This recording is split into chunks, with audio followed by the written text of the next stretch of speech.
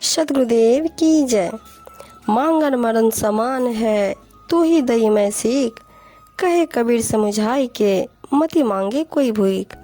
मांगना या दूसरों के सामने हाथ फैलाना मृत्यु के समान है। यह मैं तुम्हें शिक्षा दे रहा हूँ। कबीर जी कहते हैं कि तुम सीख समझ लो और कभी भी किसी से भीख न मांगो।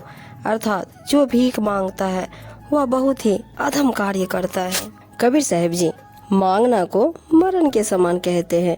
उनके अनुसार जो लोग साधु वेश धारण कर राम नाम की दुहाई देते हुए या प्रलाप व रुदन करते हुए दूसरों के सम्मुख हाथ फैलाते हैं, उन्हें जीवित न समझकर मृत समझना चाहिए। भीख मांगकर उनका कोई अस्तित्व नहीं रह जाता। भिक्षा मांगकर गृहस्थ को चलाने वाले कई पाखंडी साधु हैं। ऐसे लोग दूसरे को तो धोखे में रखते ही हैं, स्वयं भी भ्रमित रहते हैं। ये पाखंडी समाज के लिए कलंक है। इन्हें समाज से दूर करने का प्रयत्न करना चाहिए। सच्चा व्यक्त साधु वही है जो कर्म बंधन में पड़कर धन संचय नहीं करता। वह बिना मांगे ही स्वाभाविक मिले पदार्थों से तृप्त हो जाता है। कबीर साहब ने जन साधारण को जीविकोपार्जन के रूप में भिक्षा मांगने वाले तथाकथित साधुओं के प्रति सचेत रहने के लिए कहा है। मांगन गए सो मर रहे, मरे जो मांगन जाही।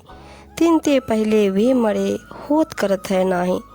जो किसी के यहाँ कुछ मांगने गया तो समझो वह मर गया, परंतु इन मांगने वालों से पहले वे मर गए जिन्होंने सब कुछ होते हुए भी देने से इनकार कर दिया।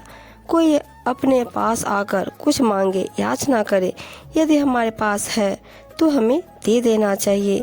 यही हमारी ज्ञान भक्ति का प्रमाण है। सहज मिले सो दूध है, मांगी मिले सो पानी। कहे कबीर वह रक्त है, जामे ए चातानी।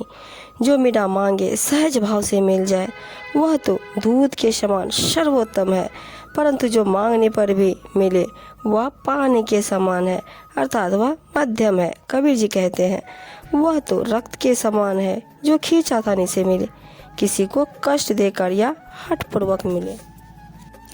अजहूँ तेरा सब मिटे, जो माने गुरु सीख। जब लग तू घर में रहे, मति कहूँ मांगे भीख। साहिब जी कहते आज भी तेरे सब दुख दोष दूर हो सकते हैं यदि तू गुरु महाराज की शिक्षा उपदेश को मान ले। चाहे तेरा सब कुछ नष्ट हो जाए, परंतु जब तक तू घर में रहे, गृहस्थी में रहे, तब तक कहीं भी जाकर भिक्षा मत मांग। सद्गुरु की आज्ञा है कि कुछ भी हो, परंतु कहीं भी जाकर मांगने के लिए हाथ नहीं फैलाना चाहिए।